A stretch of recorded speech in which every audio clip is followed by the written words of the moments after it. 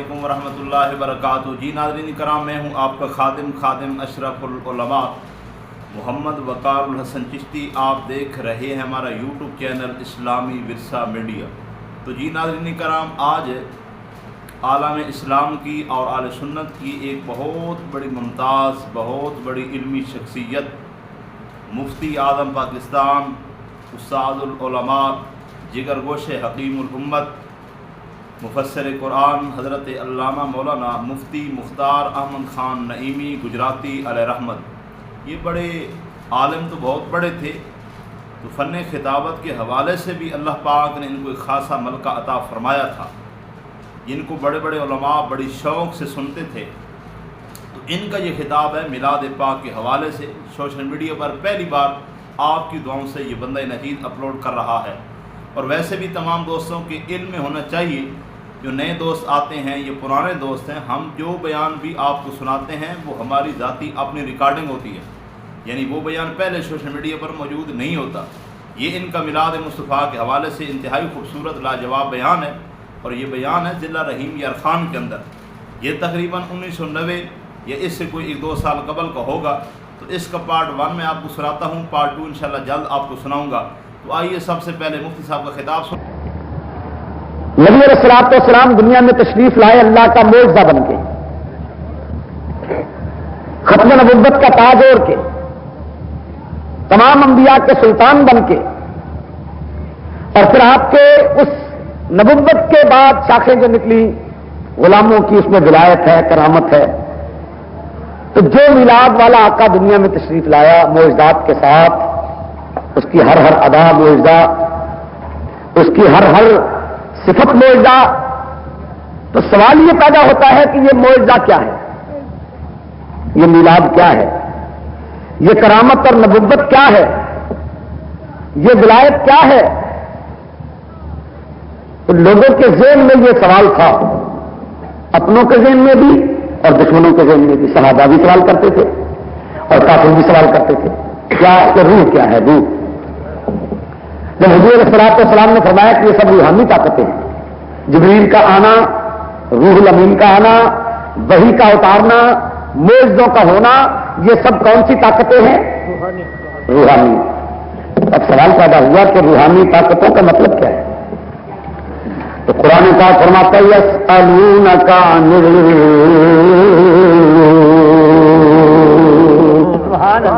جب میں قرآن پڑھوں تو سب کہیں سبحان اللہ۔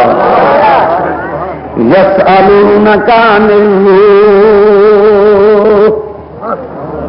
اے میرے آقا، آپ سے سوال کرتے ہیں اپنے بھی بیگانے بھی روح کے بارے میں، کیونکہ آپ نے نبوت کو، معجزے کو، وحی کو، قرآن کو، ہر چیز کو روح کی طاقت فرمایا، اور جو فرشتہ لے کے آتا ہے اس کا نام بھی روح الامین ہے۔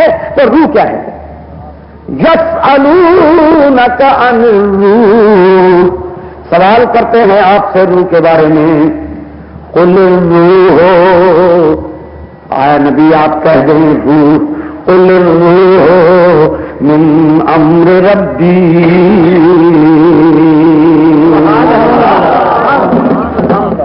آپ کہہ دیں کہ روح تو میرے رب کا امر ہے۔ آپ سے کیوں پوچھے؟ اس لیے کہ ان کا علم کم ہے، اور کم علم والا جب سوال کرنا چاہے تو پوچھے گا بڑے علم والے سے، اور جو آپ کے پاس آئے آپ ان سے کہہ دے تمہارا پوچھنا میرا بتانا اس لیے ہے کہ وما اوتیتم من العلم الا قلیلا۔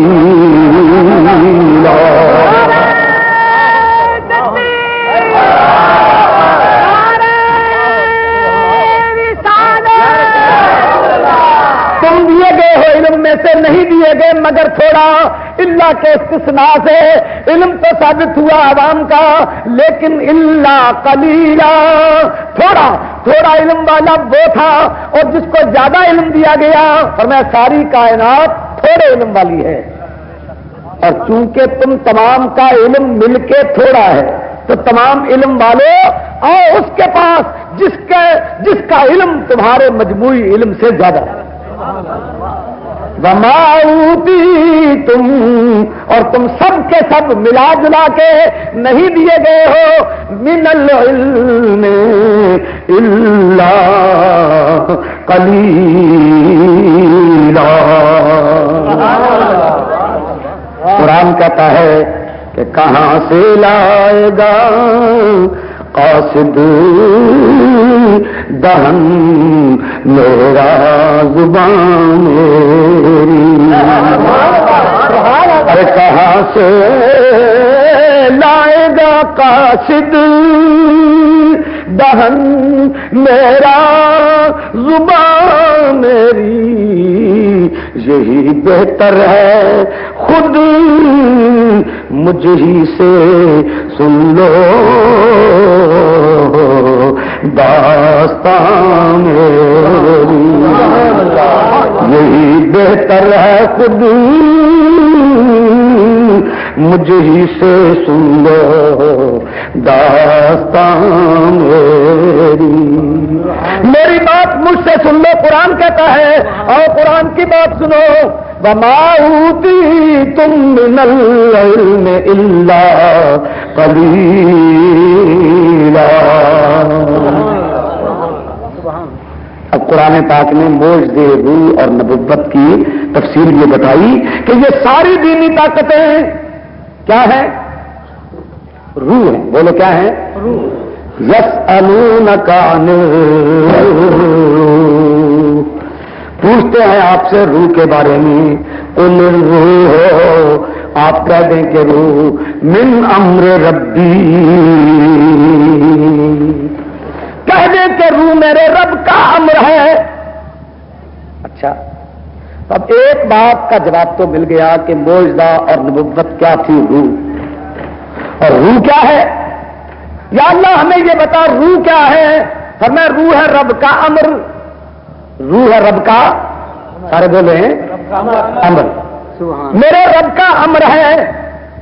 معجزہ اور نبوت کیا تھی؟ روح، اور روح کیا تھی؟ امر۔ بات سبق یاد رکھیں نا، معجزہ اور نبوت تھی روح، اور روح کا ترجمہ امر، میرے رب کا امر ہے۔ یا اللہ ہمیں یہ تو پتا لگ گیا کہ معجزہ، نبوت، کرامت، میلاد، یہ سب چیزیں روحی طاقتیں تھیں، لیکن یہ بھی پتا لگ گیا کہ روح تیرا امر ہے۔ اب ہمیں یہ بتا کہ امر کیا ہے، امر کیا ہے؟ تو قرآن پاک بول اٹھا وَأَمْرُهُ، اور اس کا امر یہ ہے وَأَمْرُهُ إِذَا أَرَادَ، اس کا امر ہے، اس کا ارادہ۔ تو معجزہ اور نبوت اور میلاد، سرکار کا تشریف لانا، وحی کا آنا، یہ سب چیزیں تھی روح، اور روح تھی رب کا امر، اور امر ہے اس کا ارادہ۔ میری تقریر ذرا مشکل ضرور ہوگی، لیکن انشاءاللہ اگر آپ نے غور سے سنا تو یہ تقریر آپ کے کام آئے گی۔ روح ہے رب کا امر، اور امر ہے اس کا ارادہ۔ بولو امر ہے اس کا ارادہ۔ وَأَمْرُهُ، اور اس کا امر کیا ہے؟ اذا ارادہ، جبکہ وہ ارادہ کرے۔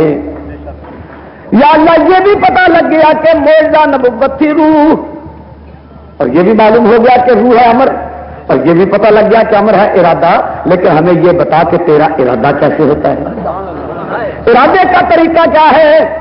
فرمایا اذا اراد شیئا، جبکہ وہ ارادہ کرے شے کا، تو شے کیا ہے؟ اب یہ ترتیب دار سوالات بندوں کی طرف سے اللہ کی بارگاہ پیش ہو رہے ہیں کہ نبی کا تشریف لانا، حضور کا بچپن میں سجدہ کرنا، اور حلیمہ دائی کے گھر میں جا کے رہنا، بکریوں کا دودھ بڑھ جانا، سرکار کے آنے سے جہنم کا سرد ہو جانا، جنت کا سجایا جانا، اور روح الامین کا آنا، بتوں کا گر جانا، زلزلہ آنا نجد میں، اور ان تمام طاقتوں میں جہاں پر کے نجدیت پروان چڑھ رہی تھی، اس جگہ پہ زلزلے کا آنا، یہ سب تھا روح۔ اور روح کیا تھا؟ امر۔ امر کیا تھا؟ ارادہ۔ اور ارادہ کیا ہے؟ شے۔ تو شے کے معنی، شے کے معنی لوگ کہتے ہیں چیز، لیکن یہ ہے فارسی کا ترجمہ۔ عربی زبان میں شیء مصدر ہے اور مصدر کے اندر مشتقات کا خزانہ ہوتا ہے، اس کے اندر مشتقات ہیں. جب شیء مصدر اکیلا بولا جائے تو اس کے اندر ایک فعل پوشیدہ ہوگا، اور وہ کیا ہوگا؟ اذا اراد ما یشاء، ارادہ کرے اس کا جس کو وہ چاہے، جس کو وہ چاہے. تو اس کا مطلب یہ ہوا کہ یہ تمام میلاد، معجزات، نبوت اور روح الامین کا آنا، وحی وغیرہ روح تھی، اور روح امر تھا، امر ارادہ تھا، اور ارادہ مشیت تھی. ارادہ اس کا چاہنا تھا، ارادہ اس کی مشیت تھی. تو ہم پوچھتے ہیں اللہ، یہ بھی پتہ لگ گیا روح کیا ہے، یہ بھی پتہ لگ گیا امر کیا ہے، یہ بھی علم ہو گیا ارادہ کیا ہے، اور اب تو کہتا ہے ارادہ ہے چاہنا، یعنی مشیت. تیرا چاہنا تیرا ارادہ ہے. تو اب تیرے بندے تجھ سے پوچھتے ہیں بتا تیری رضا کیا ہے.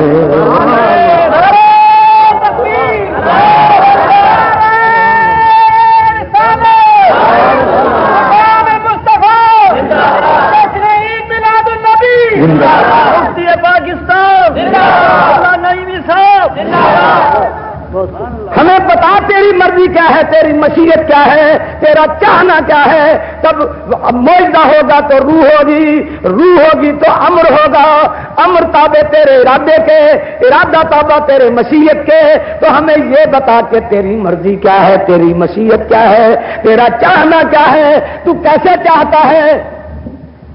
تو رب العالمین فرماتا ہے وَأَمْرُهُ إِذَا أَرَادَ شَيْئًا أَن يَقُولَ. اس کا ارادہ یہ ہے، اس کا چاہنا یہ ہے کہ وہ قول کرے، وہ قول کرے. کون قول کرے؟ یا اللہ قول کون کرے؟ فرمایا قول وہ کرے جو بات کرے. قول کے لیے ضروری ہے بات. بات کہتے ہیں کلام کو، کلام کہتے ہیں کلمے کو، اور کلمہ کلام نہیں ہوتا بغیر کلمے کے، اور کلمہ نہیں ہوتا بغیر لفظ کے، لفظ نہیں ہوتا بغیر منہ کے اور زبان کے، اور اخراج نہیں ہوتا بغیر مخرج کے، مخرج نہیں ہوتا بغیر گردن کے، گردن نہیں ہوتی بغیر جسم کے، اور بولنا نہیں ہوتا بغیر انسان کے. اے اللہ یہ بتا قول کون کرے؟ کیوں کے لیے قول کے لیے ضروری ہے بات، بات کے لیے ضروری ہے کلام، کلمے کے لیے ضروری، کلام کے لیے ضروری ہے کلمہ، کلمے کو کہتے ہیں لفظ کو، اور لفظ کے لیے ضروری ہے انسان ہونا، گردن کا ہونا، منہ کا ہونا، زبان کا ہونا، اور بولنا کا ارادہ ہونا. کیونکہ لفظ کہتے ہی اسے ہیں جسے انسان اپنے منہ سے بولے. یہ فرق ہے. واضح میں لفظ کو وضع کیا گیا تھا، اس کے لغوی معنی ہے پھینکنا، لیکن لفظ کو اصطلاح میں وضع کر لیا ہے نحویوں نے اور قواعد نحو والوں نے، اس کے لیے جسے انسان اپنے منہ سے بولے. تو لفظ کے لیے شرط ہے کہ انسان ہو، اور انسان کے لیے شرط ہے کہ گردن ہو، گردن کے لیے شرط ہے کہ منہ ہو، منہ کے لیے شرط یہ ہے کہ زبان ہو، اور زبان کے لیے شرط ہے کہ بولنے کا ارادہ ہو، اور ارادے کے لیے شرط یہ ہے کہ لفظ ہو، اور لفظ کے لیے شرط یہ ہے کہ کلمہ ہو، کلمے کے لیے شرط ہے کہ کلام ہو، اور کلام ہوگا تو قول ہوگا. ان یقولا کا اس کا ارادہ یہ ہے کہ جب وہ چاہے تو وہ چاہتا کیا ہے کہ ان یقولا وہ قول کرے. تو اے اللہ قول کون کرے؟ قول کون کرے؟ قول کون کرے؟ تیرے امر کو جاری کرنے کے لیے، تیری روح کو جاری کرنے کے لیے، تیرے ارادے کے اظہار کے لیے، تیری مشیت کو جاری کرنے کے لیے قول کون کرے؟ تو خود قول کرے. فرمایا میں تو قول کے لائق ہی نہیں، اور قول میرے لائق نہیں، کیونکہ نہ میں انسان، نہ میری گردن، نہ میری زبان، نہ میرا لفظ، نہ میرے کلمہ، نہ میرا کلام. جب کلام بھی نہ ہوا تو قول بھی نہ ہوا. تو یا اللہ کون قول کرے؟ فرمایا میں تو قول کے لائق نہیں، قول میرے لائق نہیں، میں زبان والا نہیں، میں حلق والا نہیں، میں گردن والا نہیں، میں لفظ نہیں بولتا. دیکھ کون قول کرے؟ اور اگر تو نے قول کرنا ہو تو تو کیسے قول کرتا ہے؟ فرمایا میرا منہ بھی نہیں، زبان بھی نہیں، انسانیت بھی نہیں، میں تو انسانوں کا خالق ہوں. جب یہ چیزیں نہیں تو قول کون کرے؟ فرمایا انی جاعل، قول کے لیے خلیفے بنائے. جب میری بات سنی باقی منہ سے سن لو. جب میرا ارادہ پوچھ رہا ہو تو خلیفہ سے پوچھ لو. میرے طور کو دیکھنا ہو خلیفہ چل رہا ہو اسے دیکھ لو. میرا دیدار کرنا ہو میرے خلیفہ اعظم محمد کا چہرہ دیکھ لو تو میرا دیدار ہو جائے گا. جو مجھے دیکھنا چاہتا ہے میرے خلیفہ کو دیکھے, جو مجھ سے پوچھنا چاہتا ہے میرے خلیفہ سے پوچھے, جو میرے پاس آنا چاہتا ہے وہ میرے خلیفہ کے پاس آئے. اور جب وہ خلیفہ کے پاس آ جائے گا تو خلیفہ کی بات تو اصل ہی کی بات ہوتی ہے. نعرہ تکبیر، نعرہ رسالت، جشن عید میلاد النبی، مفتی اعظم پاکستان. وَأَمْرُهُ إِذَا أَرَادَ شَيْئًا أَن يَقُولَ کہ وہ قول کرے. اب دیکھیے نا اس کی مثال, قرآن کس کا کلام ہے؟ اللہ کا. حالانکہ جیسے ہم کلام کرتے ہیں اگر اس طرح کا ترجمہ کیا جائے تو یہ کلام کو, قرآن کو خدا کا کلام کہنا شرک ہو جائے گا. جب زبان ہی نہیں ہے تو کلام کیسا, جب منہ نہیں ہے تو کلام کیسا, جب بولنا ہی نہیں ہے تو کلام کیسا, جب انسانیت ہی نہیں ہے تو کلام کیسا. تو لوگ چاہتے تھے میرا کلام سننا, کہ میرا قرآن سن لے, لیکن میں قرآن سناتا نہیں, میں کلام سناتا نہیں, میں دیتا نہیں. لیکن جو مجھ سے لینا چاہے, مجھے جب کلام کرنا ہوتا ہے تو میں چونکہ خود منہ سے پاک ہوں اپنے کلام کے لیے منہ خلیفہ کا استعمال کرتا ہوں. میرا خلیفہ جب بولتا ہے تو میں کہتا ہوں وَمَا يَنْطِقُ عَنِ الْهَوَىٰ إِنْ هُوَ إِلَّا وَحْيٌ يُوحَىٰ. میرا خلیفہ اپنی مرضی سے تو بولتا ہی نہیں, منہ اس کا ہوتا ہے وہی میری ہوتی ہے, منہ اس کا ہوتا ہے ارادہ میرا ہوتا ہے, منہ اس کا ہوتا ہے مشیت میری ہوتی ہے. تم نے بخشوانا تھا, میرے پاس تم آئے نہیں, کیوں؟ تم لینا چاہتے تھے, میں دینا چاہتا تھا, اور لینے اور دینے کے درمیان وسیلہ چاہیے. کیونکہ جب تک لینے والے کا ہاتھ دینے والے تک نہ پہنچے اور دینے والے کا لینے والے تک نہ پہنچے وصولی ہو ہی نہیں سکتی. یہ ٹھیک ہے یا نہیں؟ اب لینے والا اللہ سے لینا چاہتا ہے اور اللہ بندوں کو دینا چاہتا ہے, تو چاہیے یہ تھا کہ رب کا قدرت کا ہاتھ بندوں تک پہنچے اور بندوں کا بندگی کا ہاتھ رب تک پہنچے. لیکن رشتہ تھا ہی کوئی نہیں. یا اللہ تو کیسے دیتا ہے, بندے کیسے لیں گے؟ فرمایا ہاں جب مجھے دینا ہوتا ہے اور بندوں نے لینا ہوتا ہے تو درمیان میں خلیفہ کو کھڑا کر دیتا ہوں. اور خلیفہ کیا کرتا ہے؟ مجھ سے لیتا ہے, بندوں کو دیتا ہے. اور چاہیے یہ کہ جو درمیان میں لینے دینے کا کام کر رہا ہے اس کا تعلق ادھر بھی ہو, اس کا تعلق ادھر بھی ہو. اگر اس لینے والے کا تعلق دینے والے سے نہ ہو تو اس سے لے نہیں سکتا, اور اگر یہ دے رہا ہے اس کا تعلق لینے والوں سے نہ ہو تو یہ دے نہیں سکتا. تو فائدہ کیا ہوا؟ جو خلیفہ بنے گا میرا وہ اس شان کا ہوگا کہ اس کا ایک ہاتھ مخلوق کی طرف ہوگا, ایک ہاتھ خالق کے قریب ہوگا. اگر ادھر ہاتھ نہ ہو تو لے نہیں سکتا, ادھر ہاتھ ہو تو دے نہیں سکتا. اور پھر نسبت بھی چاہیے لینے دینے میں. دیکھیے نا درخت ہے نا, درخت کا کام کیا ہے, مقصد کیا ہے درخت کا؟ کہ پھول لے اور جڑ دے. کام یہی ہے کہ جڑ اپنا فیض پہنچانا چاہتی ہے پھول تک, تو پھول ہے منگتا, جڑ ہے داتا. جڑ نے دینا تھا, پھول نے لینا تھا, لیکن براہ راست جڑ اور پھول میں تعلق کوئی نہیں تھا, کیونکہ جڑ انتہائی سخت ہے اور پھول انتہائی نرم ہے. جب کوئی پھول کو جڑ کے ساتھ لگا دیتا تو پھول فیض لے نہ سکتا اور جڑ فیض دے نہ سکتی. اللہ نے پھول اور جڑ کے درمیان ایک تنا پیدا کر دیا. تنے کا کام کیا ہے؟ کہ جڑ سے لے اور پھول کو دے. لیکن چونکہ تنے کا کام تھا لینا اور دینا, جوں تنا جڑ کے قریب ہوتا جاتا ہے جڑ کی شکل اختیار کرتا جاتا ہے, اور جوں طرح پھول کے قریب جاتا ہے نرمی پھول کی سی اختیار کرتا جاتا ہے. کیونکہ اگر وہ تنا جڑ کے قریب آ کے جڑ کی طرح سخت نہ ہو تو جڑ سے لے نہیں سکتا, پھول کے قریب جا کے پھول کی طرح نرم نہ ہو تو اس کو دے نہیں سکتا. نعرہ تکبیر، نعرہ رسالت، حضرت علامہ مولانا مفتی مختار احمد صاحب گجراتی. تو اے اللہ تو نے کیا کیا؟ فرمایا میں نے تمہارے دینے کے لیے اور تمہارے لینے کے لیے درمیان میں خلیفہ بنایا. اب اس خلیفہ کا مقام کیا ہے؟ جوں جوں وہ میرے قریب ہوتا ہے تو کہتا جاتا ہے انا نور من نور اللہ، میں اللہ کے نور سے نور ہوں. اور جب بندوں قریب جاتا ہے تو قل انما انا بشر مثلکم، دیکھو کہ میں تم جیسا بشر ہوں، میں تم جیسا بشر ہوں. دیکھو میرا چہرہ، میری ناک، میرا نقشہ، میرا جسم، میرا لباس، میری شادیاں، میرا کھانا، میرا پینا تم جیسا ہے. اس لیے کہ اے نبی اگر بندوں کے پاس جا کے تو ان جیسا نہ بنے اور میرے قریب آ کے نور نہ بنے تو لینے دینے کا مسئلہ طے نہیں ہوتا. جب تم میرے قریب آتا ہے تو نور کا اظہار ہوتا ہے، مجھ سے لے لیتا ہے. جب بندوں کے قریب جاتا ہے تو بشر مثلکم کا اقرار ہوتا ہے، وہاں اظہار ہوتا ہے، یہاں اقرار ہوتا ہے. ادھر نور کا اظہار ہے اور یہاں بندوں میں بشریت مثلیت کا اقرار ہے. کیوں؟ اس لیے کہ اگر بندوں کی مثل ہونے کا دعویٰ نہ ہوتا تو بندے لے نہ سکتے، لیکن جب میرے نبی نے دے دیا اور بندوں نے لے لیا تو ساتھ ہی فرما دیا کہ اب یہ بھی کہہ دینا کہ تم جیسا تو ہوں، بشر تو تم جیسا ہوں، لیکن مجھے اپنے جیسا بشر کہنا نہیں، کیونکہ یوحا الیہ، مجھے وحی بھی کی جاتی ہے اور چونکہ تمہیں وحی نہیں ہوتی لہذا تم میرے جیسے. تو پھر کس چیز میں مثل ہے؟ صرف اس بات میں مثل ہے کہ انما الہکم الہ واحد، کہ میرا اور تمہارا معبود ایک ہی ہے.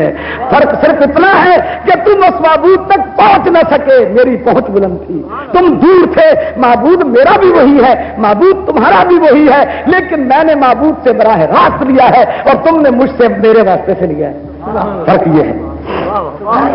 تو قرآن پاک فرماتا ہے، سنیے قرآن، وَأَمْرُهُ إِذَا أَرَادَ شَيْئًا أَن يَقُولَ، اس کا امر یہ ہے کہ جب وہ ارادہ کرے کسی چیز کے چاہنے کا، مشیت کا، تو ان یقولا، وہ کیا کرتا ہے؟ اپنے بندے سے کہتا ہے بول. جبریل امین کو بنایا اپنا خلیفہ. جب بچہ ماں کے پیٹ میں ہوتا ہے تو روح الامین آتا ہے. بخاری شریف کی پہلی حدیث ہے کہ وہ لکھتا ہے کہ بچہ شقی ہے کہ سعید ہے، کتنا کھائے گا، کہاں رہے گا، کیا کرے گا. بتائیں جو لکھنے والا ہے فرشتہ ماں کے پیٹ میں، اس نے غلط لکھا ہے. وہ کہہ رہا ہے اس کی اتنی زندگی ہوگی، یہاں یہاں رہے گا، یہ نیک بختی کرے گا، یہ بدبختی کرے گا، یہ کھائے گا، ایسی زندگی گزارے گا. یہ سب غیب کی خبریں کون لکھ رہا ہے؟ یہ فرشتہ لکھ رہا ہے. اس لیے نہیں کہ فرشتہ غیب کا مالک ہو گیا، اس لیے لکھ رہا ہے کہ وہ نائب ہے مالک الغیب کا. تو اگر ایک فرشتہ رب کا نائب ہو کے انسان کی ساری آئندہ زندگی نہ صرف جانتا ہے بلکہ ماں کے پیٹ میں لکھ بھی دیتا ہے تو رب کے غیب میں فرق نہیں آتا. اور اگر میرا نبی غیب کی خبریں دے دے تو رب کے غیب میں کیسے فرق آئے گا؟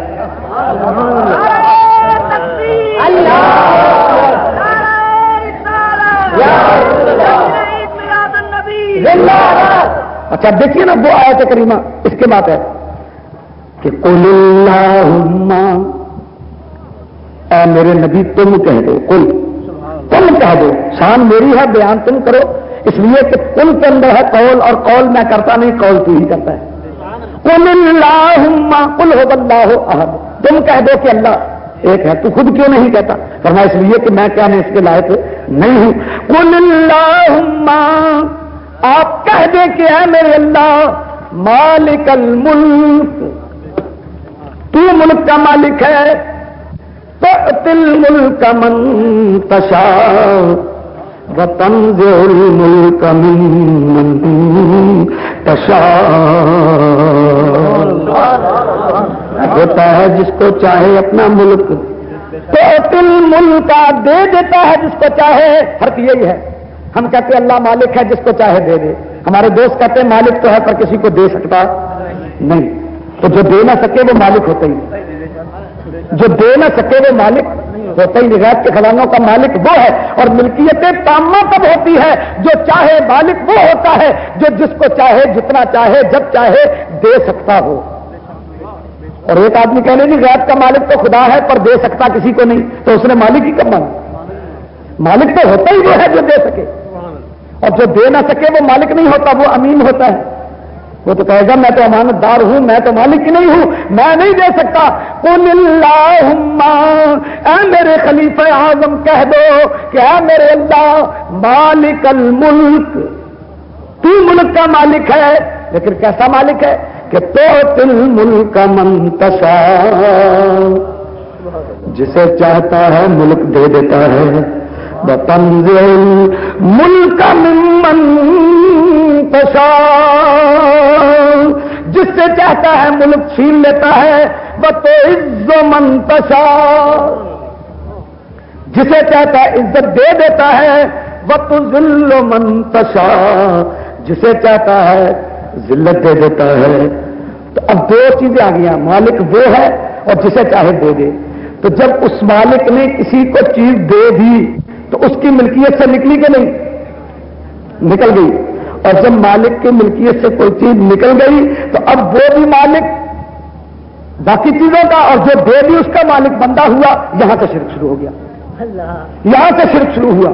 لیکن اللہ کے دینے کے بعد شرک نہیں ہوتا، کیوں؟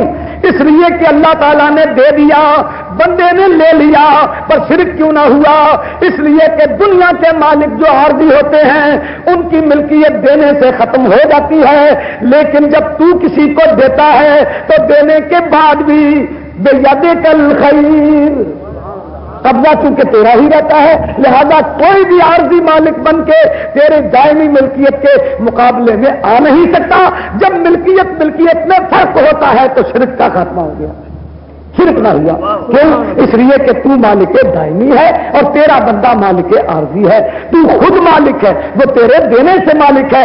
جب دینے کے بعد مالک ہوا تو تیری شان کے مقابلے میں نہ آیا، جب شان کے مقابلے میں نہ آیا تو اس کے باوجود کہ تو نے اپنے نبی کو علم غیب کلی دے دیا لیکن شرک نہ ہوا، کیونکہ جو علم تو نے نبی کو دیا ہے اس کے بعد بھی اس سارے علم کا مالک تو ہے۔ بیدک، غور کیا آپ نے؟ غور کر رہے ہیں نا آپ میری بات کا؟ یہ میں نکات بیان کر رہا ہوں قرآن کے، اور شرک کا خاتمہ ہو رہا ہے ان تمام باتوں میں جو اہل سنت و جماعت اپنے نبی کے لیے ثابت کرتے ہیں، کیونکہ تمام اہل سنت کا عقیدہ یہ ہے کہ جو کچھ خدا نے دیا ہے اس کا مالک بھی خدا ہی ہے، میرا نبی تو اس کے دینے سے مالک ہے۔ جب یہ فرق آ گیا تو شرک ختم ہو گیا، اور اس کی آیت پوری تفسیر اس کی کر رہی ہے۔ قل اللہم مالک الملک تؤتی الملک من تشاء وتنزع الملک ممن تشاء وتعز من تشاء وتذل من تشاء بیدک الخیر انک علی کل شیء قدیر۔ تو جس کو چاہتا ہے دے دیتا ہے، جس سے چاہتا ہے چھین لیتا ہے۔ تو اے میرے پیارے اللہ، تو نے کیا حکم دیا کہ ان یقول لہ، موزار نبوت کیا تھی؟ روح تھی، روح رب کا امر تھا، امر اس کا ارادہ تھا، ارادہ اس کی مشیت تھی، مشیت اس کے بندے کا قول تھا، مشیت اس کا قول تھا جو قول کر سکتا ہے۔ اور وہ قول کیا ہے؟ سنو، ان یقول لہ کن، اللہ کا روح کیا ہے؟ موجودہ کیا ہے؟ روح کیا ہے؟ امر کیا ہے؟ رب کا ارادہ کیا ہے؟ مشیت یہ ہے کہ بندہ اس کا قول کرے، اور قول کیا کرے؟ کن۔ کیا قول کرے؟ کن، بولا کرے نا، قول کیا کرے؟ کن۔ بندہ اس کا کہے کن، بارش نہیں ہوتی ہلکنا یا رسول اللہ، دیہاتی کھڑا ہوا، صحابی رسول کھڑا ہوا، اے میرے آقا ہم فصل جاڑ بیٹھے مدینہ منورہ کے شہر میں، ارد گرد کے آنے والے بدویات میں سے ایک صاحب کے زمیندار صحابی کھڑے ہوئے، عرض کرتے ہلکنا یا رسول اللہ، اے اللہ کے رسول ہلاک ہو گئے۔ میرے آقا نے فرمایا کوئی خیر کی بات کرو، میرے ہوتے ہوئے تم ہلاک ہو جاؤ اور زندگی کے ہوتے ہوئے موت آ جائے، یہ کیسے ہو سکتا ہے؟ تم کیسے ہلاک ہو سکتے ہو جبکہ بچانے والا نبی موجود ہے؟ کیسے ہلاک ہوئے؟ بارش نہیں ہوتی۔ میرے آقا نے دعا کی اللہم اغثنا غیثا مغیثا مریعا مریعا نافعا غیر دار عاجلا غیر عاجل. اے اللہ بارش بھیج، جلدی بھیج، دیر نہ لگانا، جلدی بھیج، نفع دینے والی ہو، نقصان دینے والی نہ ہو، جلدی بھیج. کن، یہ کیا تھا؟ کن ان یقول لہ کن. صحابی کہتے اللہ کی قسم میرے نبی نے بھی خطبہ پورا نہ کیا تھا کہ بادل گھر کے آئے، میں برسنے لگا، اور خطبے کے دوران میں ہی کچی چھت مسجد نبوی شریف کی ٹپکنے لگی. وَكَانَ الْمَاءُ يَتَقَاطَرُ عَلَى لِحْيَةِ رَسُولِ اللَّهِ صَلَّى اللَّهُ عَلَيْهِ وَسَلَّمَ. پانی کے اور بارش کے قطرے میرے نبی کی داڑھی مبارک سے تر ہو کے نیچے گر رہے تھے.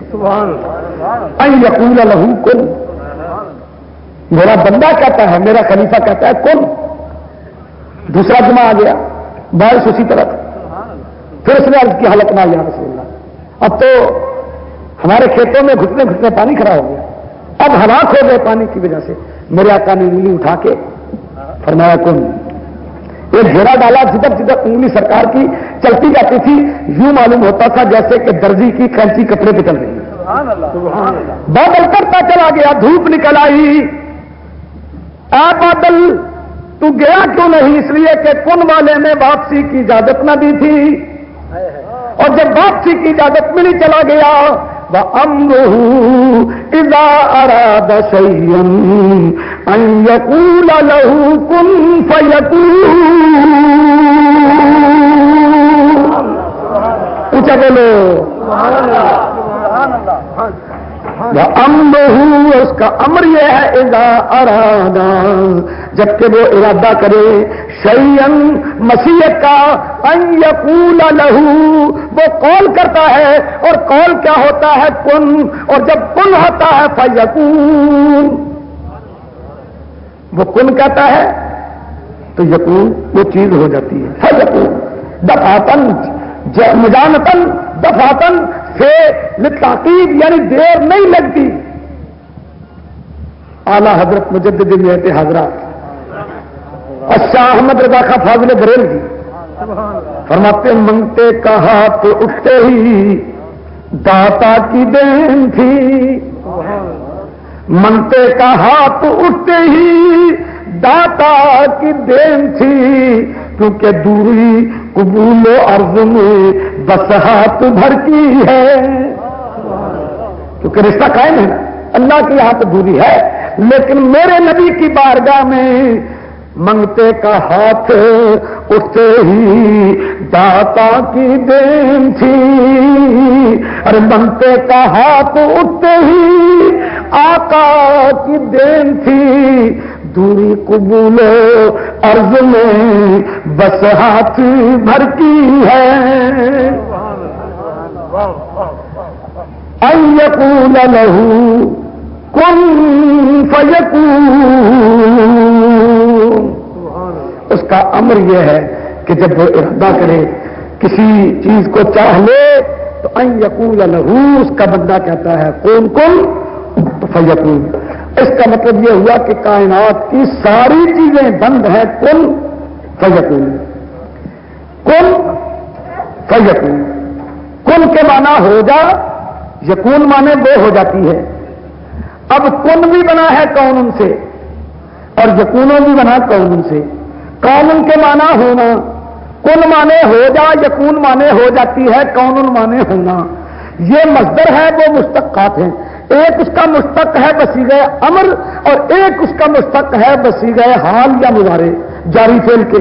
تو اب کن اور یکون کے اندر دو تھے کون، ایک کون تھا کن میں اور ایک کون تھا یکون میں، کیونکہ کن بھی بنا ہے کون سے اور یکون بھی بنا ہے کون سے، اور وہ بندہ کن کہتا ہے تو فیکون، اس کا مطلب یہ ہوا کہ ایک مرتبہ وہ کن کہتا ہے دوبارہ وہ ہو جاتی ہے۔ تو اب ایک کون تھا کن کا اور ایک کون تھا یکون کا، جب ان دونوں کو ملایا تو بنا کونین۔ نہیں سمجھے؟ جب ان دونوں کو ملایا تو بنا کونین، کن فیکون۔ ایک کون تھا کن میں اور ایک کون تھا یکون میں، کیونکہ کن کا مادہ استقاق بھی کون ہے اور یکونوں بھی بنا ہے کون سے، تو اس کا مطلب یہ ہوا کہ ایک بیج کے اندر بیج تھا کن کا، اس کے اندر ایک بیج تھا کن کا اور ایک بیج تھا یکون کا، ان دونوں کے اندر تھے کون، اس میں بھی کون اس میں بھی کون۔ کون مانے ہونا، ہونا ہے تو ہو جا، یکونو ہونا ہے تو ہو جاتا ہے۔ اس کا مطلب یہ ہوا کہ دو چیزوں میں ساری کائنات بند ہے، ایک کن میں اور ایک یکون میں، اور ایک کن میں کون تھا اور ایک یکون میں کون تھا۔ جب ان دونوں کونوں کو ملایا تو بنا کونین۔ سارے بولے کیا بنا؟ کونین۔ اور اعلی حضرت فاضل بریلوی تک فرماتے ہیں بزم کونین میں انبیاء تاجدار، بزم کونین میں انبیاء تاج، سب پڑھو بزم کونین میں انبیاء تاج، بزم کونین میں میرے مجدد کا کلام کبھی سوچ سمجھ پہ یا خیالات اور تخیلات پہ مبنی نہیں ہوتا، بلکہ میرے نبی کے، میرے غوث کے اور میرے نبی کے غلام حضرت مولانا شاہ احمد رضا خان فاضل بریلوی کا کلام قرآن کا ترجمہ ہوتا ہے۔ ہم اپنے بزم کونین میں انبیاء تاج، بزم کونین میں انبیاء تاج، یعنی دو کون تھے، ایک کن کا اور ایک کون تھا یکون کا۔ موجدار نبوت کیا تھی، میلاد کیا تھا، قرآن کیا تھا، وحی کیا تھی، روح، اور روح کیا تھی رب کا امر، اور امر کیا تھا وَأَمْرُهُ إِذَا أَرَادَ شَيْئًا أَن يَقُولَ لَهُ كُن فَيَكُونُ۔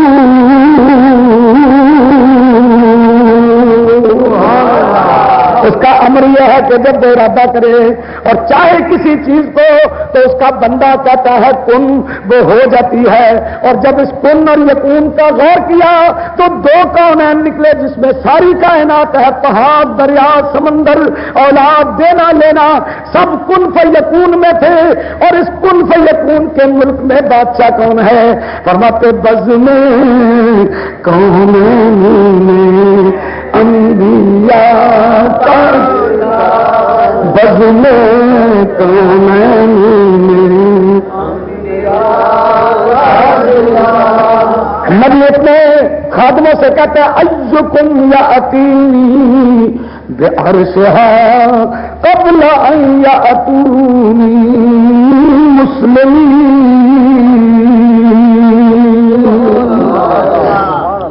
اونچا رکھا کریں، اللہ کا کلام ہو اور رحیم کا کلام ہو اور یاران رحیم کی محفل ہو۔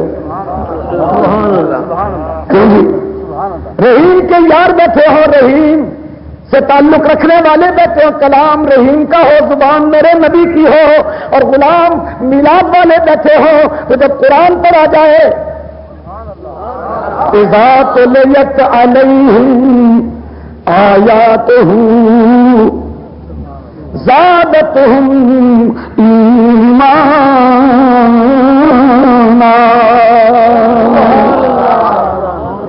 جب ان کے سامنے اللہ کے قرآن کی آیتیں تلاوت کی جاتی ہیں تو وہ آیتیں ان کے ایمان میں جوش پیدا کر دیتی ہیں، زیادتی کر دیتی ہیں، جوش پیدا کر دیتی ہیں۔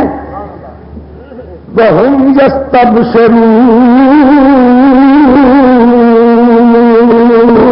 اور انہیں بشارتیں ملتی ہیں جب اللہ کا کلام پڑھا جائے، محفل میلاد ہو، ذکر نبی کا ہو، تو اس میں قرآن پڑھا جائے تو سننے والوں کو بجتا جانا چاہیے سبحان اللہ سبحان اللہ۔ کن فیکون، بندہ کن کہتا ہے وہ ہو جاتی ہے۔ تاجدار میرے نبی، میرے اللہ کی کائنات کا کون ہے؟ اس کی اجازت سے خلیفہ کون ہے؟ اللہ کا نبی۔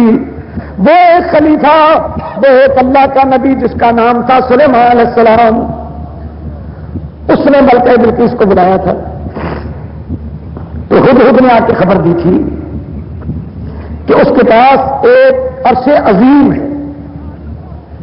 حضرت سلیمان علیہ السلام کو لفظ عرش عظیم ملکہ کے لیے کہنا پسند نہ آیا کہ عرش عظیم تو میرے رب کا ہے، عرش عظیم کو تو کوئی ہلا نہیں سکتا، عرش عظیم کو تو کوئی اکھیڑ نہیں سکتا۔